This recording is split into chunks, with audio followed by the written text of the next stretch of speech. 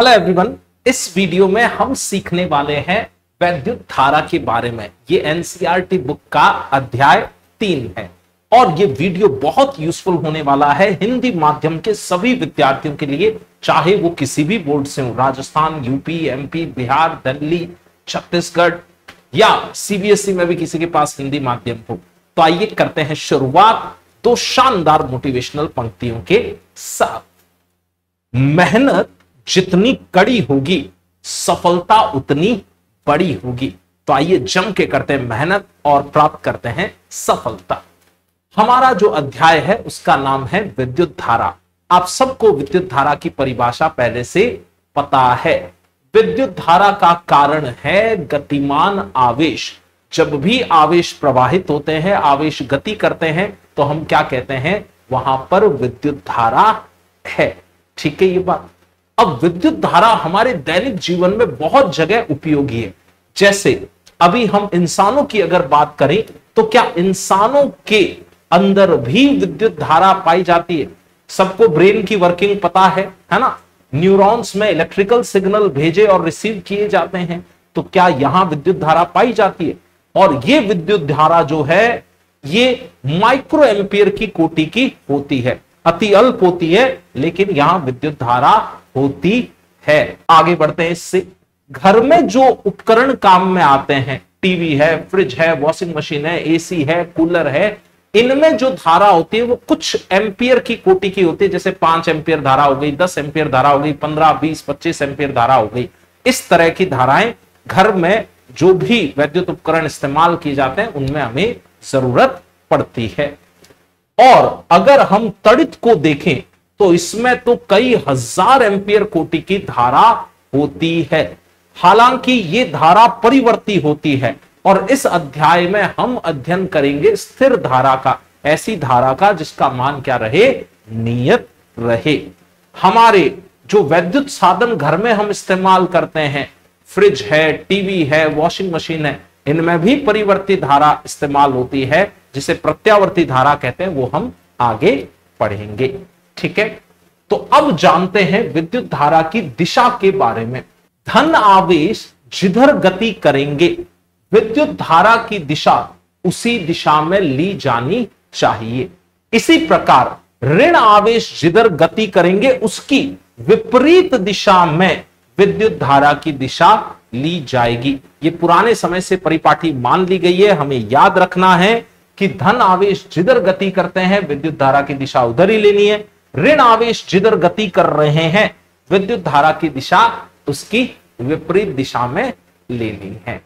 और इस अध्याय में याद रखें, हम केवल ठोस चालकों में धारा का अध्ययन करेंगे और वो भी स्थिर धारा। आइए करते हैं शुरुआत। हमें 2 प्रकार के सूत्र याद करने हैं। नंबर 1, अगर कभी कोई आपसे पूछे औसत विद्युत धारा, तो उसका सूत्र आप सदैव लिखेंगे del Q by del T. और एक खास बात याद करनी है हमें, कभी कोई हमसे पूछे कि तात्क्षणिक विद्युत धारा बताइए, किसी क्षण पर विद्युत धारा का मान बताइए, तो तात्क्षणिक विद्युत धारा के लिए आपको सूत्र इस्तेमाल करना है I बराबर d by D T of Q। जैसे किसी सवाल में पूछा t बराबर 3 सेकंड पर धारा बताइए, तो आप इस सूत्र का इस्तेमाल करेंगे। किसी सवाल में यह पूछा गया कुल 10 मिनट में धारा बताइए, कुल 5 मिनट में धारा बताइए, 3 सेकंड के अंतराल में धारा बताइए, तो फिर आपको औसत विद्युत धारा का मान ज्ञात करना है। कौन सा सूत्र कब लगाना है, यह प्रश्न पढ़ के पता चलेगा। जिस प्रश्न में समय अंतराल दिया हो, कुछ सेकंड का, कुछ मिनट का, कुछ समय अंतराल आपको दे रखा हो, उसमें तो यह सूत्र उपयोग में आएगा। किसी क्षण पर विद्युत धारा का मान पूछा गया कि t बराबर 2 सेकंड पर विद्युत धारा का मान बताइए, t बराबर 1 सेकंड पर विद्युत धारा का मान बताइए, तो फिर आपको यह वाला सूत्र इस्तेमाल करना है। ठीक है ये बात। या I बराबर क्यू टी वक्र की ढाल से भी मान प्राप्त आप कर सकते हैं। एक उदाहरण से इस बात को समझते हैं अपन। जैसे मान लीजिए यहां आपने समय t लिया सेकंड में, यहां आपने आवेश q लिया कुछ कूलाम में, आवेश के लिए SI मात्रक हम कूलाम इस्तेमाल करते हैं, यहां समय t बराबर 0 मान लिया।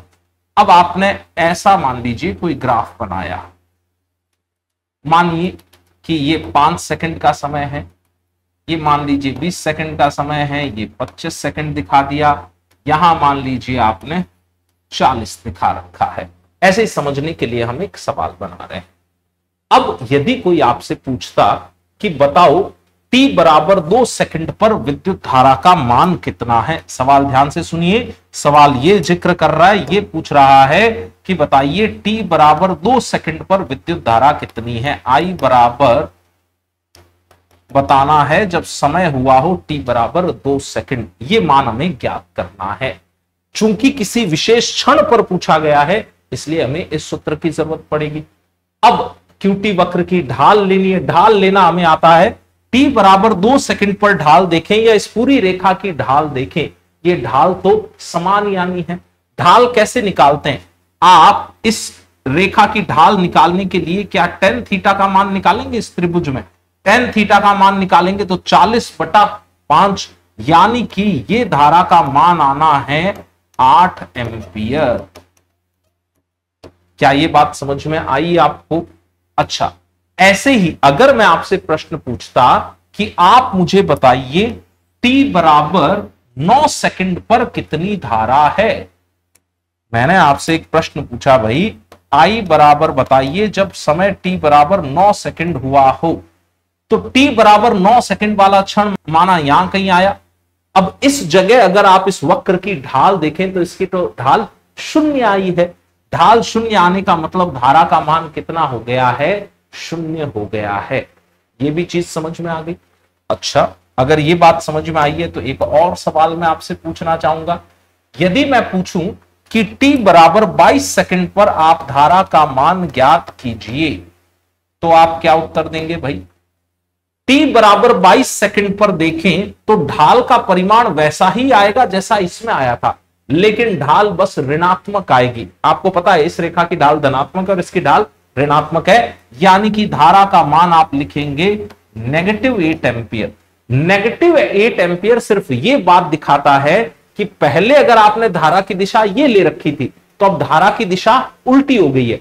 परिमाण समान है, पहले 8 एम्पियर धारा इस दिशा में थी, अब 8 एम्पियर धारा इस दिशा में है। उल्टी दिशा को दिखाने के लिए यहां ऋणात्मक चिन्ह इस्तेमाल किया गया है। ठीक है, एक सवाल मैं इस पे भी आपको सिखा देता हूं। मान लीजिए कि आपके पास कोई एक निर्वात नलिका है, इस नलिका के अंदर निर्वात है। इस निर्वात नलिका में 20 प्रोटॉन इधर जाते हैं और 10 इलेक्ट्रॉन इधर जाते हैं, और इसमें मान लीजिए 5 सेकंड का समय लगता है। सवाल फिर से समझे, एक निर्वात नलिका में 20 प्रोटॉन उधर जाते हैं और 10 इलेक्ट्रॉन इधर आते हैं, इसमें 5 सेकंड का समय लगता है। तो प्रश्न आपसे पूछ रहा है कि बताइए इसमें औसत धारा का मान कितना है। पहले आप गणना करने की कोशिश कीजिए, फिर बोर्ड पे सीखते हैं इसको। क्या उत्तर आया भाई, कमेंट बॉक्स में बताएं फटाफट। चलो, तो औसत धारा का मान हल करने के लिए हमें एक बात पता है कि जब भी समय अंतराल दिया हो, जैसे इसमें 5 सेकंड का समय अंतराल दिया, तो सूत्र तो ये वाला लगेगा। कितना आवेश प्रवाहित हुआ वो देख लेते हैं, धारा की दिशा देख लेते हैं, समय अंतराल देख लेंगे तो उत्तर आ जाएगा। सबसे पहले देखिए 20 प्रोटॉन इधर गए, धन आवेश जिधर गया, क्या धारा की दिशा हम उधर ही मानेंगे? यानी कि प्रोटॉन की गति के कारण धारा इस दिशा में रही होगी। मैं ये कहना चाह रहा हूं कि मुझे धारा इसमें ऐसे दिखानी चाहिए। अब 20 प्रोटॉन पे जो कुल आवेश आया, आपने स्थिर वैद्युतिकी में पढ़ा हुआ है Q बराबर NE, तो प्रोटॉनों की संख्या तो है 20 और प्रोटॉन पर आवेश कितना होता है, धनात्मक 1.6 इंटू 10 की घात -19 कूलाम का। ये बात याद है आपको? ठीक है, ये प्रोटॉन का हिसाब लग गया। समय अंतराल जो दे रखा है वो हमें 5 सेकंड का दे रखा है। ठीक, आगे बढ़ते हैं इससे। अब इलेक्ट्रॉनों का हिसाब किताब देखते हैं। ध्यान दीजिएगा, इलेक्ट्रॉन इस दिशा में गतिशील थे। इलेक्ट्रॉन अगर इधर गतिशील है तो धारा इसकी विपरीत दिशा में होगी। पहले भी तो धारा इधर ही थी प्रोटॉन के कारण, और इलेक्ट्रॉन के कारण भी धारा इधर ही है, यानी कि दोनों धाराएं आपस में जुड़ेगी। तो फिर इलेक्ट्रॉन के लिए जब आप मान यहां लिखने वाले हैं गणना में, तो देखिए हमें क्या लिखना चाहिए। इलेक्ट्रॉन के लिए मान लिखते वक्त हमें लिखना चाहिए भाई 10 इंटू 1.6 इंटू 10 की घात -19 कूलम। फिर से मैंने Q बराबर N इस्तेमाल किया। इलेक्ट्रॉनों की संख्या 10 है, प्रत्येक इलेक्ट्रॉन पर आवेश हमने परिमाण इतना दिखा दिया है, क्योंकि इलेक्ट्रॉनों के कारण दिशा हम तय कर चुके हैं धारा की, तो अब हमने उसका केवल क्या दिखाना है, परिमाण। इसको जब हल करें तो जो कुछ उत्तर आएगा वो उत्तर आपका एम्पियर में आ जाएगा। ये गणना मैं आपके लिए छोड़ रहा हूं। तरीका समझ में आ गया। जब भी औसत धारा निकालनी हो तो समय अंतराल सवाल में आपको दिखेगा, इस तरीके से गणनाएं करनी पड़ेगी। जब भी तात्क्षणिक धारा निकालनी हो तो या तो आपको एक वक्र दे रखा होगा, आप उसकी ढाल निकाल लेंगे, या आपको कोई फलन दे रखा होगा और आप उसका अवकलन करेंगे। ये बात भी चलिए यहां समझ लेते हैं अपन एक और उदाहरण के माध्यम से। जैसे ये एक उदाहरण हमने समझ लिया वक्र वाला, एक और उदाहरण अपन यहां बना लेते हैं। मान लीजिए मैंने आपको कहा कि आपको Q बराबर दिया गया T² + 2 कूलम। SI मात्रकों में आपको Q का मान दे रखा है। अब आप I का मान ज्ञात करके बताइए। तो बहुत सरल बात है, I बराबर आप लिखेंगे d/dt ऑफ Q। हमें इसका अवकलन करना आता है। T² का अवकलन कितना लिखूं भाई, 2T, और 2 का अवकलन समय के सापेक्ष करें तो 0, क्योंकि ये तो नेतांक है। तो I बराबर आ गया आपका 2T। ये मान एम्पियर में आएगा, हम SI मात्रकों का प्रयोग करते हुए चल रहे हैं। अब मान लो मैंने पूछा T बराबर 0 पर धारा बताओ। मैंने पूछा T बराबर 0 पर धारा बताओ, तो आप कुछ मत करो, T की जगह 0 रख दो, यानी कि 0 एम्पियर धारा आ गई। मैंने पूछा कि आप T बराबर 1 सेकंड पर धारा बताओ, तो आप बस यहां T की जगह 1 रख दो, तो क्या धारा 2 एम्पियर आ गई। ठीक है, इसकी गणना हल हो गई तो उत्तर फटाफट कमेंट बॉक्स में लिखिएगा। तो एक बार से अपन चीजें रिवाइज कर लेते हैं। औसत विद्युत धारा वाले सवालों में आपको समय अंतराल दिया हुआ होगा। तात्क्षणिक जब भी विद्युत धारा पूछेंगे, या तो आपको एक वक्र देंगे, ढाल से Q और T वक्र की ढाल से उत्तर ले आएंगे, या आपको एक समीकरण दी जाएगी और अवकलन करके हम यहां पर पहुंच जाएंगे। इतनी बात सबको समझ में आ गई। अब बढ़ते हैं हम इससे आगे। आप इसे लिखिए। चालकों में अत्यधिक संख्या में मुक्त इलेक्ट्रॉन उपस्थित होते हैं, जबकि कुचालकों में मुक्त इलेक्ट्रॉन पाए ही नहीं जाते। जैसे मान लो मैंने आपसे पूछा कि इसमें धारा कितनी है इस लकड़ी के टुकड़े में, तो आपका जवाब आएगा 0। 0 क्यों आया आपका जवाब, इसमें मुक्त इलेक्ट्रॉन पाए ही नहीं जाते, बद इलेक्ट्रॉन गति कर नहीं पाएंगे, तो फिर इसमें धारा नहीं आएगी। ये बात समझ में आई। अब मान लो मैंने एक चालक टुकड़ा लिया, ये कोई लोहे की रॉड ली, मैंने पूछा इस लोहे की इस छड़ में विद्युत धारा कितनी है, आपका जवाब क्या आएगा। ये अभी किसी परिपथ में कनेक्ट नहीं है। ऐसा मान लो मैंने ये ले लिया, ये भी लोहे का ही बना हुआ है, ये किसी परिपथ में कनेक्ट नहीं है, कहीं नहीं जुड़ा हुआ है। मैंने आपसे पूछा इसमें विद्युत धारा का अभी मान बताइए, तो आपका जवाब क्या आएगा। या मान लो मैंने एक तार का टुकड़ा ले लिया कोई, जैसे ऐसे, ये कोई छोटा तार का टुकड़ा है, ये अभी किसी परिपथ में कनेक्ट नहीं है। मैंने पूछा कि इसमें विद्युत धारा का मान बताइए, आपका जवाब आएगा 0। इन सब में विद्युत धारा कितनी है भाई, 0। जबकि इनमें तो मुक्त इलेक्ट्रॉन बहुतायत में है, ये चालक है, ये चालक है, इसके अंदर जो धात्विक चालक भरा हुआ है इस तार के अंदर, उसमें बहुतायत में मुक्त इलेक्ट्रॉन है, तो फिर इनमें विद्युत धारा क्यों नहीं है, सोच के बताइए। अगर इन सब में बहुतायत में मुक्त इलेक्ट्रॉन उपस्थित है, अच्छा क्या वो मुक्त इलेक्ट्रॉन गतिशील है, बिल्कुल है, क्योंकि यहां आसपास जो वायुमंडल का ताप है उससे ये मुक्त इलेक्ट्रॉन ऊर्जा पाएंगे, और ऊर्जा पाके वो मुक्त इलेक्ट्रॉन यादृच्छिक गति कर रहे हैं, तो मुक्त इलेक्ट्रॉन गतिशील भी है। फिर इसमें धारा क्यों नहीं है, सोचिए और बताइए। जवाब बहुत सिंपल सा है। इन सारे ठोस चालकों के अंदर जो मुक्त इलेक्ट्रॉन है वो यादृच्छिक गति कर रहे हैं। आप धन आवेशित आयनों को तो स्थिर मान लें, चालक के अंदर जो धनायन है उनको तो आप माने स्थिर, और जो मुक्त इलेक्ट्रॉन है, मान लीजिए मैंने येलो कलर से दिखाए, ये येलो रंग से पीले रंग से मैंने मुक्त इलेक्ट्रॉन दिखाए। मुक्त इलेक्ट्रॉन यादृच्छिक गति करते हैं, एक इलेक्ट्रॉन इधर जा रहा है, एक उधर जा रहा है, एक इधर जा रहा है, एक इधर जा रहा है। अलग अलग इलेक्ट्रॉन जो मुक्त वाले हैं वो अलग अलग दिशाओं में जा रहे होंगे।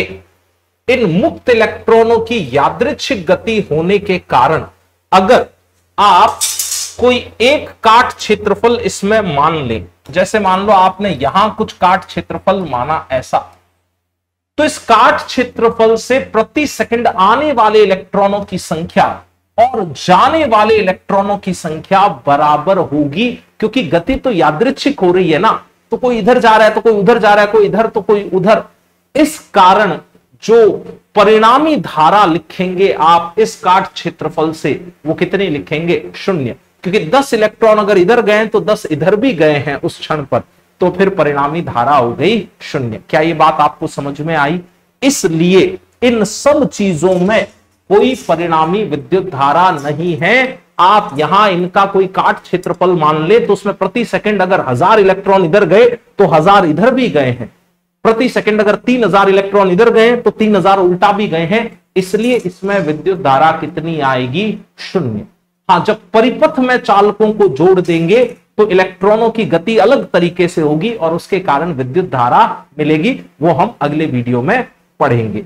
ठीक है, ये बात। इसी बात को मैं एक और सरल उदाहरण से समझाता हूं। देखिए, अभी इस तार के टुकड़े में कोई धारा नहीं है। क्यों नहीं है, इसे समझने के लिए एक डीजे का उदाहरण लेते हैं भाई। मान लीजिए कि किसी डीजे की बीट पर लोग डांस कर रहे हैं, है ना। अब आप यहां कोई एक काट क्षेत्रफल अपने मन में सोचिए। इस काट क्षेत्रफल से प्रति सेकंड जितने लोग उधर जाएंगे, क्या लगभग उतने ही लोग इधर भी आएंगे? जरा सोच के देखिए। लोग तो रैंडम डांस कर रहे होते हैं ना, तो कुछ उधर जाएंगे तो भैया कुछ इधर भी तो आएंगे। तो इसका मतलब अगर 100 इलेक्ट्रॉन उधर गए तो 100 इलेक्ट्रॉन इधर भी आए, तो परिणामी धारा कितनी हो गई? शून्य हो गई। ऐसा ही मुक्त चालकों में होता है। ये एक ठोस धात्विक चालक है और ये मुक्त पड़ा है और ये उदासीन है, इस पर कोई आवेश नहीं है। तो इसमें अगर कोई आपसे पूछे कि अभी विद्युत धारा कितनी है, तो आपका जवाब आएगा शून्य, क्योंकि सारे मुक्त इलेक्ट्रॉन यादृच्छिक गति कर रहे हैं। इनकी अगर आप किसी काट क्षेत्रफल से गति का अध्ययन करें तो जितने एक दिशा में जा रहे हैं उतने इलेक्ट्रॉन विपरीत दिशा में जा रहे हैं, इसलिए धारा आ गई शून्य। अच्छा, टक्कर के बाद इन इलेक्ट्रॉनों की चाल वही मानेंगे जो टक्कर के पहले थी। ये इलेक्ट्रॉन इन आयनों से टकराएंगे, ये धन आयन स्थिर है। इलेक्ट्रॉन अगर v चाल से इस आयन से टकराया है तो टक्कर के बाद v चाल से ही लौट के जाएगा, पर यादृच्छिक दिशा में जाएगा। जैसे ये इलेक्ट्रॉन इस आयन से टकरा के हो सकता है इधर चला गया हो। ये इलेक्ट्रॉन आते वक्त चाल v थी, तो जाते वक्त भी चाल आप कितनी मानेंगे? v मानेंगे। इसलिए कोई तार का टुकड़ा यदि ऐसे ही पड़ा है तो उसके अंदर विद्युत धारा नहीं होगी, क्योंकि इस तार के टुकड़े के किसी पृष्ठीय क्षेत्रफल को अगर आप देखें तो प्रति सेकंड जितने इलेक्ट्रॉन एक दिशा में जा रहे होंगे उतने ही इलेक्ट्रॉन औसत तौर पर विपरीत दिशा में भी जा रहे होंगे, इसलिए इसमें विद्युत धारा नहीं होगी। अब हम इसमें विद्युत धारा लाने की कोशिश करते हैं। अभी तो इसमें धारा है नहीं, तो विद्युत धारा लाने के लिए इलेक्ट्रॉनों का प्रवाह हमें एक निश्चित दिशा में कराना पड़ेगा। उसके लिए एक व्यवस्था बनाने का प्रयत्न अगर आप करें तो मान लीजिए कि फिर से ये आपने लिया एक उदासीन चालक। उदासीन चालक का मतलब समझ गए? इस पर कोई आवेश नहीं है, ये वैद्युत रूप से उदासीन है। इस उदासीन चालक में आपने ये जो स्थिर धनावेश है वो तो ऐसे दिखा दिए। अब मुक्त इलेक्ट्रॉन जो हैं वो आपने येलो कलर से दिखा दिए। ये रहे मुक्त इलेक्ट्रॉन, ये रहे मुक्त इलेक्ट्रॉन, ये रहे मुक्त इलेक्ट्रॉन। येलो कलर से जो दिखाए हैं वो सारे के सारे मुक्त इलेक्ट्रॉन हैं, और सफेद कलर से जो दिखाए हैं वो बद्ध धनावेश हैं, ये कहीं चलते नहीं हैं, इनको हमें स्थिर मानना है। अब हम इस चालक तार में धारा चाह रहे हैं, तो उसके लिए एक व्यवस्था बिठाएं। आप एक चकती लें, उस चकती पर आप धनावेश दे दें। एक चकती ली मैंने, इस चकती पर धनावेश दे दिया है। ऐसी एक और चकती ली, इस पर ऋणावेश दे दिया कुछ करके। मान लो इस चकती को कहीं रगड़ा, उसके कारण इस पर ऋणावेश आ गया। अब आप ये धन आवेशित चकती उठाइए और यहां लगा दीजिए। मैं ये कहना चाह रहा हूं कि धन आवेशित चकती आपने यहां व्यवस्थित करनी है, एक सिरे पर ऐसे चालक के इधर, और ऐसे ही इस ऋण आवेशित चकती को उठाइए और इसको यहां व्यवस्थित कीजिए, इसको यहां चिपका दीजिए ऋण आवेशित चकती को। अब ये वाला जो धनावेश यहां है चकती पर, क्या ये धनावेश इन इलेक्ट्रॉनों को, मुक्त इलेक्ट्रॉनों को अपनी तरफ खींचेगा? तो ये इलेक्ट्रॉन इधर भागेंगे। अब देखिए इलेक्ट्रॉनों का प्रवाह एक निश्चित दिशा में आपको दिखाई दे रहा है, जबकि पहले इन इलेक्ट्रॉनों का प्रवाह यादृच्छिक था। यादृच्छिक मेहनत से कोई परिणाम नहीं मिलता है, कभी इधर इस दिशा में मेहनत, कभी उस दिशा में मेहनत। परिणाम मिलता है जब आप एक दिशा में ढंग से मेहनत करें। एज अ स्टूडेंट आप ये बात समझते हैं, आप अपना बोर्ड एग्जाम बहुत अच्छा निकालना चाहते हैं, टॉप करना चाहते हैं, तो साल भर बोर्ड के लिए आपको जम के तैयारी करनी पड़ेगी, तो अच्छा रिजल्ट आएगा। किसी दिन पढ़ रहे हैं, किसी दिन खेल रहे हैं, किसी दिन कुछ और कर रहे हैं, यादृच्छिक अगर आप प्रयत्न कर रहे हैं तो उसका कोई परिणाम नहीं आएगा। खैर, तो ये इलेक्ट्रॉन इधर आना शुरू हुए, इलेक्ट्रॉन इधर आना शुरू हुए। जैसे जैसे ये इलेक्ट्रॉन इधर आएंगे, ये इलेक्ट्रॉन इस धनावेश से मिलके क्या यहां उदासीन हो जाएंगे? वही धनावेश यानी कि प्लस, इलेक्ट्रॉन यानी कि माइनस, माइनस और प्लस मिलके तो उदासीन हो गए। तो धीरे धीरे धीरे धीरे यहां का धनावेश खत्म होता जाएगा। धनावेश खत्म होता जाएगा तो यहां धारा का मान धीरे धीरे कम होके शून्य हो जाएगा, यानी कि इसमें धारा आपको अल्प समय के लिए मिलेगी, उसके बाद धारा हो जाएगी शून्य। इस व्यवस्था में धारा मिली, लेकिन धारा तात्क्षणिक मिली, थोड़े समय के बाद धारा हो गई शून्य। अब अगर आप लगातार इसमें नियत धारा चाहते हैं तो कोई सुझाव दीजिए, क्या किया जाए? इस व्यवस्था में धारा मिली तो सही, लेकिन वो कुछ समय बाद शून्य हो गई। शाबाश, लगातार नियत धारा लाने के लिए आप इस तार को संयोजित कर दें किसी बैटरी से। अब ये सिरा लगातार आप धन मान सकते हैं, ये सिरा आप लगातार ऋण सिरा मान सकते हैं, और अब यहां लगातार आवेशों का प्रवाह हमें मिलेगा। तो ये बैटरी से संयोजन करके क्या फायदा मिलता है, कैसे स्थिर धारा हमें प्राप्त होती है, ये डेरिवेशन करेंगे हम अगले वीडियो में। साथ ही साथ हम सीखेंगे ओम के नियम का वृहद रूप तथा सूक्ष्म रूप, दोनों रूप भी पढ़ने वाले हैं। बड़ा शानदार सा डेरिवेशन है, तो मिलेंगे अगले वीडियो में। इसमें अगर आपका कोई भी डाउट हो तो प्लीज कमेंट बॉक्स में लिखिएगा, मैं उसका रिप्लाई दूंगा। और अगर आपको वीडियो पसंद आया है तो इसे अपने दोस्तों तक शेयर कीजिए, चैनल को सब्सक्राइब कीजिए और वीडियो को लाइक कीजिए। Thank you, stay awesome.